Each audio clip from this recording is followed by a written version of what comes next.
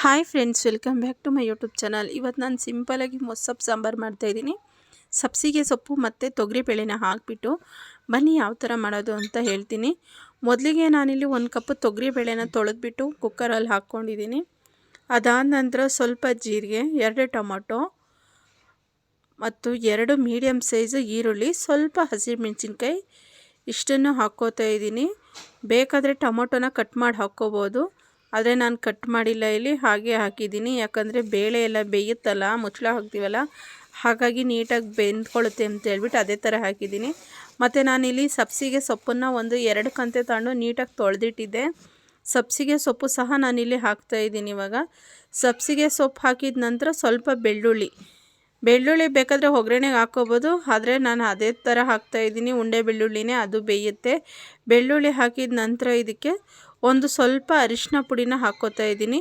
ಎಷ್ಟು ಬೇಕು ಅಂದರೆ ಮೀಡಿಯಮಾಗಿ ಸ್ವಲ್ಪ ಹಾಕ್ಕೋಬೇಕು, ಜಾಸ್ತಿ ಹಾಕಬಾರ್ದು. ಅರಿಶಿನ ಪುಡಿ ಸ್ವಲ್ಪ ಹಾಕ್ಕೋಬೇಕು. ಮತ್ತು ಇದಾದ ನಂತರ ನಾನಿಲ್ಲಿ ಸ್ವಲ್ಪ ಉಪ್ಪನ್ನು ಹಾಕ್ಕೋತಾ ಇದ್ದೀನಿ. ರುಚಿಗೆ ಎಷ್ಟು ಬೇಕು ಅಷ್ಟು ಉಪ್ಪನ್ನು ಸಹ ನಾನಿಲ್ಲಿ ಹಾಕ್ಕೋತಾ ಇದ್ದೀನಿ. ಇದು ಹಾಕಿದ ನಂತರ ನಾನು ಕುಕ್ಕರ್ ಮುಚ್ಚಳ ಹಾಕ್ತಾಯಿದ್ದೀನಿ. ಒಂದು 3-4 ವಿಸಲ್ ಬಂದ ನಂತರ ನಾನು ಇದನ್ನು ಆಫ್ ಮಾಡ್ತೀನಿ. ಇವಾಗ ನೋಡಿ, ನಾನಿಲ್ಲಿ ಆಫ್ ಮಾಡಿದ್ದೀನಿ. ಯಾವ ಥರ ಬೆಂದಿದೆ ಅಂತ ಹೇಳ್ಬಿಟ್ಟು ನೋಡ್ಬೋದು ನೀವು. ಕ್ಲೀನಾಗಿ ಬೆಂದಿದೆ. ಬೇಳೆ ಎಲ್ಲ ಸ್ವಲ್ಪ ಹೊಡ್ಕೋಬೇಕು. ಯಾವಾಗಲೂ ಅಷ್ಟೇ ಮೊಸಪ್ಪು ಸಾಂಬಾರು ಮಾಡಬೇಕಾದ್ರೆ ಬೇಳೆ ಒಂದು ಸ್ವಲ್ಪ ಲೈಟಾಗಿ ಹೊಡ್ಕೊಂಡಿರಬೇಕು, ಆವಾಗಲೇ ಚೆನ್ನಾಗಿರುತ್ತೆ. ಮತ್ತು ಅದೆಲ್ಲ ಮಸ್ತಾಗಿದ್ದೇನೆ. ಈಗ ಮಸ್ತಾಗಿದ್ದ ನಂತರ ಅದನ್ನು ಸ್ವಲ್ಪ ಎಣ್ಣೆ ಹಾಕ್ಕೋತಾ ಇದ್ದೀನಿ. ನಾನಿಲ್ಲಿ ಒಂದು ಅರ್ಧ ಟೇಬಲ್ ಸ್ಪೂನಷ್ಟು ಎಣ್ಣೆ ಹಾಕ್ಕೊಂಡು ಈ ಎಣ್ಣೆಗೆ ಕರ್ಬೇವಿನ ಸೊಪ್ಪು ಮತ್ತು ಒಣಮೆಣ್ಸಿನ್ಕಾಯಿನ ಒಗ್ಗರಣೆಗೆ ಹಾಕ್ತಾಯಿದ್ದೀನಿ. ಸಾಸಿವೆ ಬೇಕಾದರೂ ಹಾಕ್ಕೋಬೋದು, ಆದರೆ ಸಾಸಿವೆ ಹಾಕಿಲ್ಲ, ಬೇಕಾದರೆ ಹಾಕ್ಕೊಳ್ಳಿ.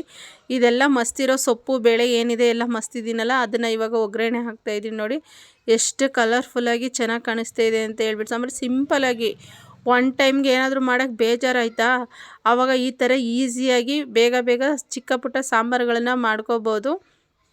ನೋಡಿ ಎಷ್ಟು ಬೇಗ ರೆಡಿ ಆಯಿತು, ಜಾಸ್ತಿ ಟೈಮ್ ತಗೊಳ್ಳೋದೇ ಇಲ್ಲ. ಅದಕ್ಕೋಸ್ಕರ ಈ ರೆಸಿಪಿ ನಿಮ್ಮ ಜೊತೆ ಹಂಚ್ಕೊಂಡಿದ್ದು. ತುಂಬ ಚೆನ್ನಾಗಿರುತ್ತೆ, ಮುದ್ದೆ ರೈಸ್ಗೆಲ್ಲ ತುಂಬ ಚೆನ್ನಾಗಿರುತ್ತೆ. ಒಂದ್ಸಲ ಟ್ರೈ ಮಾಡಿ. ಮತ್ತು ಯಾರಾದರೂ ನನ್ನ ಚಾನಲ್ನ ಫಸ್ಟ್ ಟೈಮ್ ನೋಡ್ತಾ ಇದ್ದರೆ ಪ್ಲೀಸ್ ನನ್ನ ಚಾನಲ್ ಸಬ್ಸ್ಕ್ರೈಬ್ ಮಾಡಿಕೊಂಡು ನನಗೆ ಸಪೋರ್ಟ್ ಮಾಡಿ ಫ್ರೆಂಡ್ಸ್.